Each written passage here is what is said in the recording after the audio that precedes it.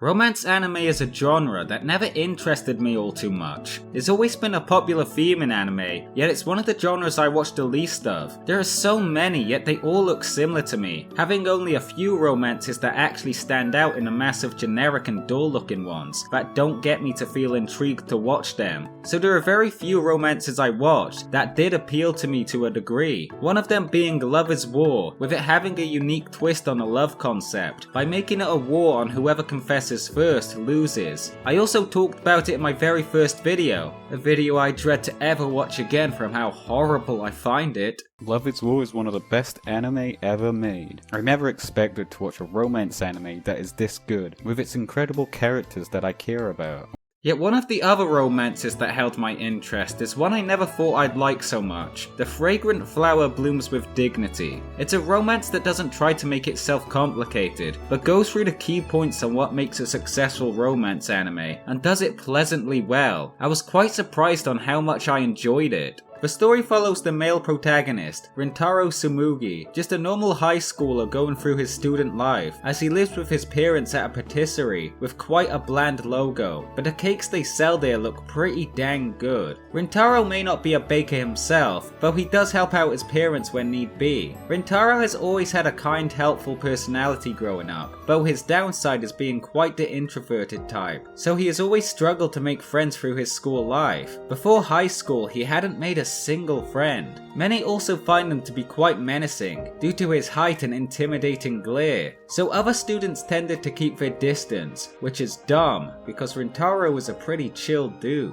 Moving on to the female love interest is Karuko Waguri, a small high schooler who is at the top of her class and has always excelled academically throughout her school life. She's pretty short for her age, yet she is very popular around school from how kind everyone sees her as a person, from her expression, personality, and willingness to help as a whole. Even from afar you can see how good-natured she is. Rintaro and Karuko have many opposites to their traits, making them feel completely different from each other, having barely any similarities. One similarity they do share is the cake shop, since Rintaro lives there and Karuko is a regular, since she has a big thing for sweets. The patisserie is what formed their connection to begin with. Even so, one gleaming factor that sets them both apart are their schools. Rintaro attends at Chidori High School, just an average school full of average students, nothing much setting it apart from other average high schools. Yet the high school Karuko attends couldn't be more different. Her school Kikyo is directly opposite to Chidori. It's an all-girls school, where all the rich girls go, or ones that ace exams and get near perfect grades, such as Karuko. But being how unalike the schools are, the Kikyo girls tend to hate the students of Chidori, since they're just the Commonwealth and are not of the same social wealth and standing as Kikyo students, which is a very petty reason to dislike someone, though I guess that's just how typical the Kikyo students are. There are exceptions of course, but this is how it is for the students at Chidori. It's pretty much something they're already accustomed to, for Kikyo to belittle them. But this is what the series structures its romance around, with both Rintaro and Karuko being in separate schools that have a bitterness between the two. It creates problems for Rintaro and Karuko to interact as normal people, so it has this sense of an easy distance with both characters, and you wonder how they'll develop toward each other with these implications. I find it to be a neat concept to a romance anime. It's a part that strangely had me a little invested in its story. It was a bit surprising to me, since I could honestly care less about romance anime. Even so, something about this got me interested, to see how the two characters would connect and bond with each other. It wasn't for the romantic tension, but just seeing them grow as friends. There was something so wholesome about it all. Seeing them do things together, like study in a cafe, going to a park, enjoying the aquarium, the typical things you'd see in a romance anime, but it got me to feel for the characters. It had me feeling happy over the progress towards their friendship, to see them grow as people as a whole.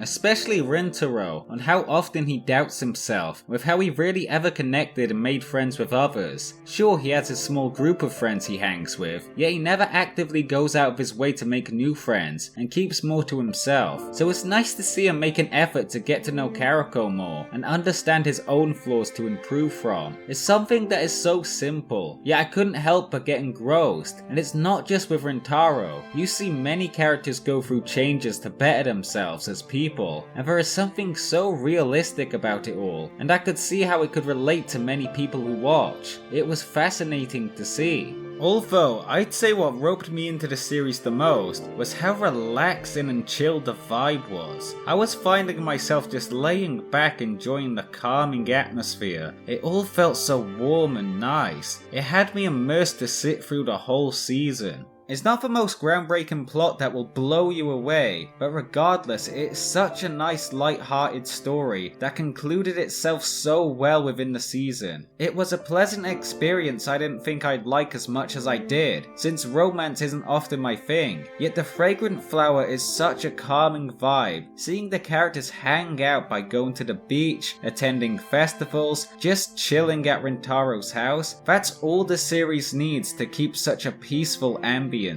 If you love romance anime, then The Fragrant Flower Blooms with Dignity is definitely one I recommend. Even if you're not into the romance side of things, it still offers a pleasant experience if you want a series that is just a slice of life to take in all of the relaxing scenery and charming light-hearted tones. I honestly liked it more than I thought I would. It entertained me thoroughly.